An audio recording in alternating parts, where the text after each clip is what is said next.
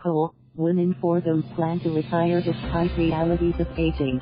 Chicago: nearly 1/4 of Americans say they never plan to retire, according to a poll that suggests a disconnection between individuals' retirement plans and the realities of aging in the workforce. Experts say illness, injury, layoffs and caregiving responsibilities often force older workers to leave their jobs sooner than they would like.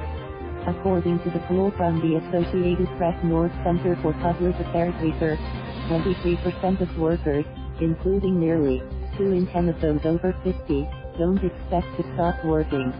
Roughly another quarter of Americans say they will continue working beyond their 65th birthday. According to government data, about 1 in 5 people 65 and older were working or actively looking for a job in June. For many, money has a lot to do with the decision to keep working. The average retirement age that we see in the data has gone up a little bit, but it hasn't gone up that much, says Ann Chen, Assistant Director of Savings Research at the Center for Retirement Research at Boston College. So people have to live in retirement much longer, and they may not have enough assets to support themselves in retirement. When asked how financially comfortable they feel about retirement, 14% of Americans under the age of 50 and 29% over 50 say they feel extremely or very prepared, according to the poll. About another 4 in 10 older adults say they do feel somewhat prepared, while just about 1/3 feel unprepared. By comparison, 56% of younger adults say they don't feel prepared for retirement. Among those who are fully retired, 38% said they felt very or extremely prepared when they retired, while 25% said they felt not very or not at all prepared.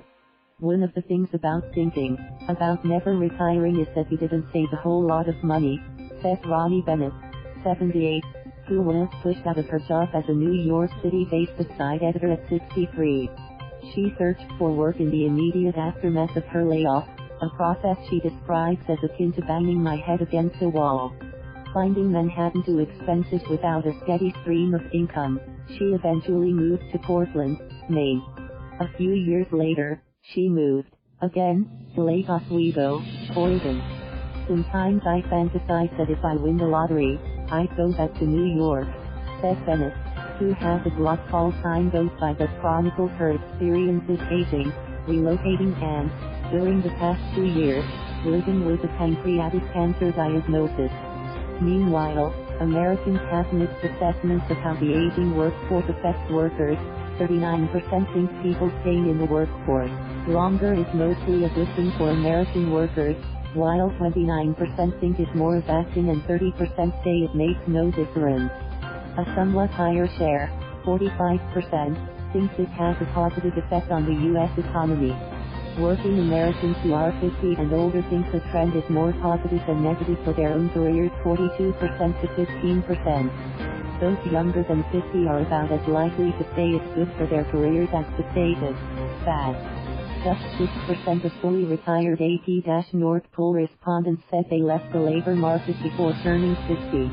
But remaining in the workforce may be unrealistic for people dealing with unexpected illness or injuries. For them, high medical bills and a lack of savings loom large over day-to-day expenditures. At 47, he was diagnosed with Parkinson's disease. Now 57 and living in Baltimore, Zarzecki says he has learned to take from Peter and give to Paul, hers, to help make ends meet. Zarzecki has since helped found Movement Disorder Education and Exercise, a non-profit organization that offers support and treatment programs to those with similar diseases and certain traumatic brain injuries.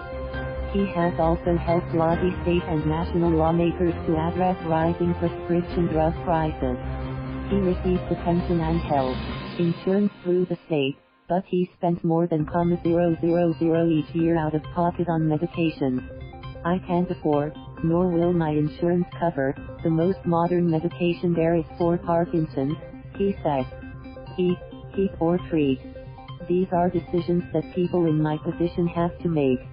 When it's cold out, or if it's real hot out, do you eat, keep your home, or treat your ailment? Thank you for watching. Please subscribe.